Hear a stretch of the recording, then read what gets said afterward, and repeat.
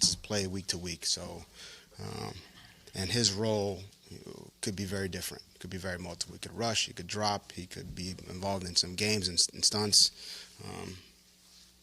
That changes week to week. I think. So he's got a lot to learn. He's got something to learn every week, and over time, some of the things that he's seeing now for the first time. Hopefully, there's some recall. Towards the end of not towards the end of the season, but game to game, and then year to year. Hopefully, that's how guys develop. Is that what you envision for your outside linebackers in this defense? The ability to rush, edge set, drop back. Yeah. I think each player is a little bit different, so it's case by case. If we end up with a guy who's a, elite rusher, we're gonna rush him. We're gonna try to put him in positions to rush. If we have a guy who can do a few different things. Rush, drop. Everyone's got to be able to set an edge. Then we'll try to use those players and however they fit. So it's case by case. What would you assess his best attribute?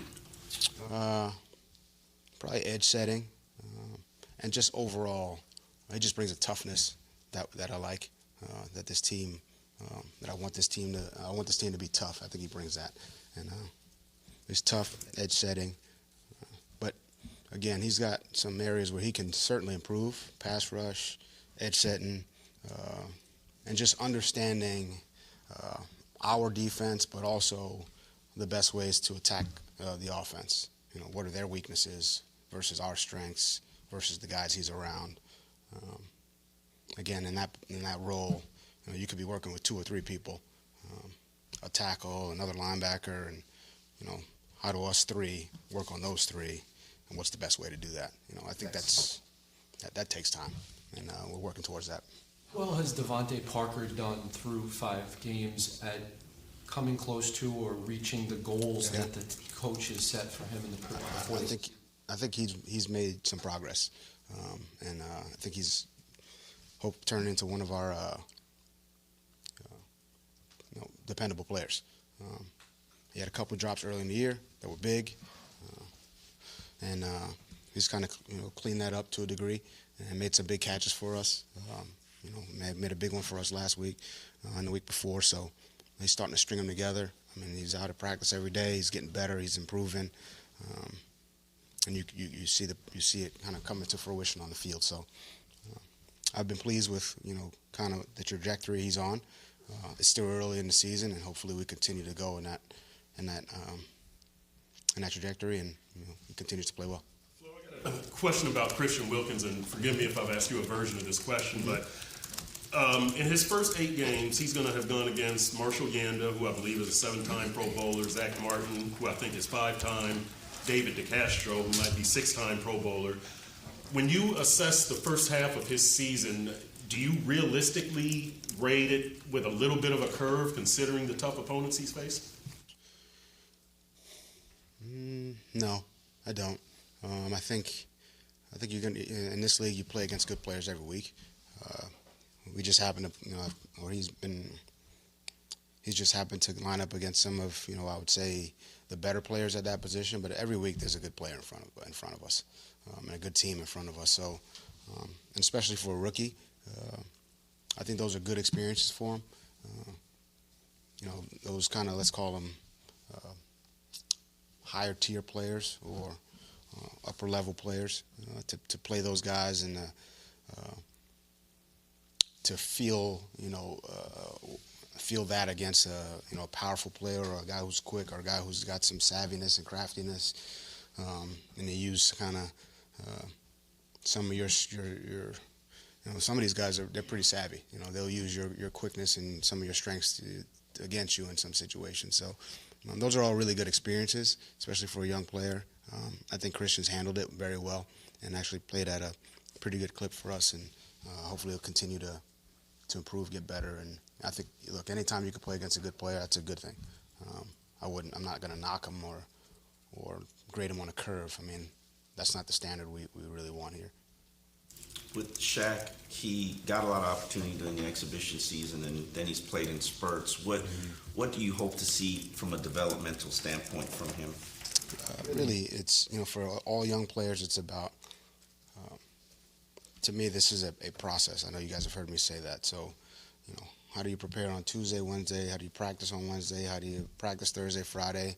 And all that leads into the game. So the process for Shaq and all young players, really any player on this team, is one of the most important things for me. So I think as a young player, you have to learn that, and we have to teach it to them. So that's part of our job as coaches, and we're trying to do that. And I think Shaq's really improved in a lot of those areas. He's in early on Tuesdays. He's working. He knows the opponent. He tries to get an idea of what we're doing schematically.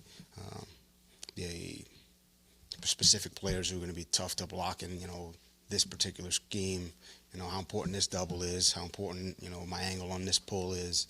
All those things go into it. So, and that is a process, and I think he's getting better at that week to week. So, hopefully, when he does get into the game, he can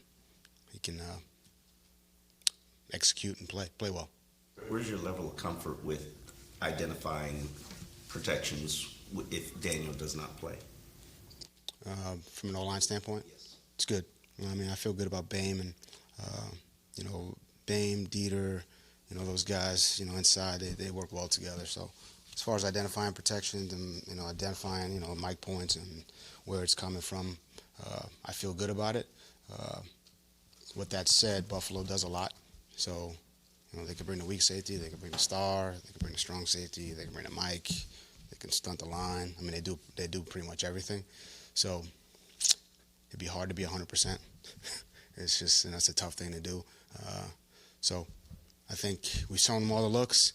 We've got a pretty good grasp of it. There's a couple tells, but they do a good job of breaking tendencies, and that's what good defenses do.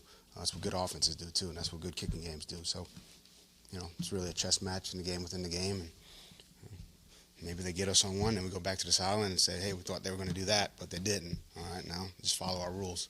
At the end of the day, that's what you need to do, really at all positions. We look at takeaways. I'm sure the rate of takeaways are way lower than what you'd I look like. at takeaways. Excuse me? I definitely look at takeaways.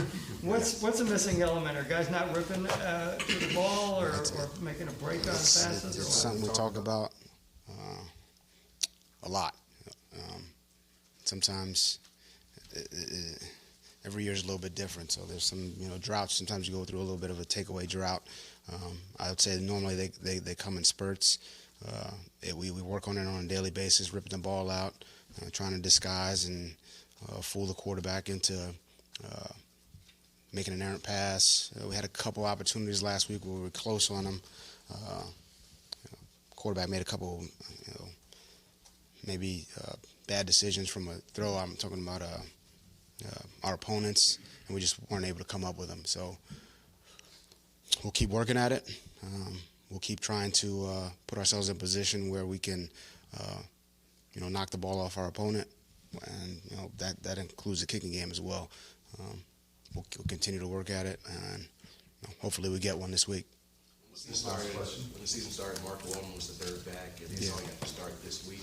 Do you see him continuing ascending, where he could possibly be your lead back at some point? Yeah, I mean, I think he's really done a good job. He's a guy who does a lot. He plays in the kicking game. He's good out of the backfield, catching the football. He's a good runner inside and outside.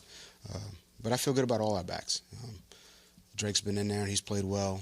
Kalen Ballage has been in there. He's pleased. He was in there for the goal line touchdown last week. I feel good about all our backs. Patrick Laird's played well in the kicking game. But yeah, Mark's played well. I think he's got a really good skill set, a 3-down skill set.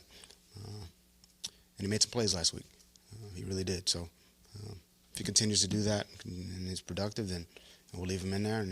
But we've got some other backs who've been productive as well. So I like them all. All right, thanks, guys.